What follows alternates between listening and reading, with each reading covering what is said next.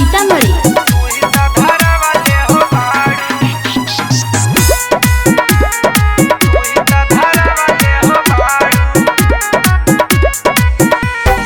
एहो हमर सोनावा करी जनी फोनवा जनी तमारी भतार अब जनी फोन तू करिहा। एहो सुना एहो हमर सोनावा करी जनी फोनवा जनी तमारी भतार अब जनी कॉल तू करिहा। घर से भगा दी भतार अब नहीं कॉल तू करिहा। घर से भगा दी भतार अब नहीं कॉल तू करिहा। बात पूछा ना हमर रानी सुन ला कहानी करीला तोहरे से प्यार तू ही त धरवाले हो बारू का हमर रानी सुन ला कहानी करीला तोहरे से प्यार तू ही त धरवाले हो बारू ना हो। ओनवा करे के होला त तू ही त लगावाले हो बारू बतिया करे के होला त तू ही त धरवाले हो बारू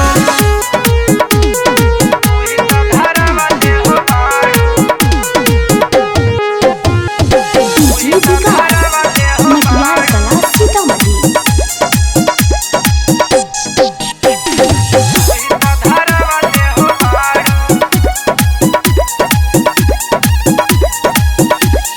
बेरी बेरी करो हकी कर लेते सकरे कहो ही ओ तोरा फोन करी हो नहीं अब रे।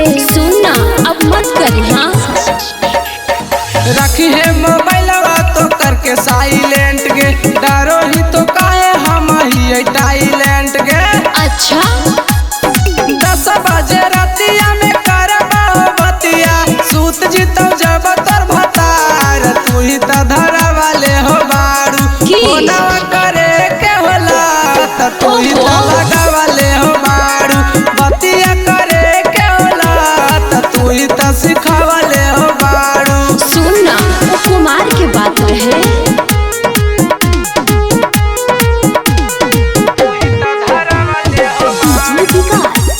मटियार कला सीतामढ़ी।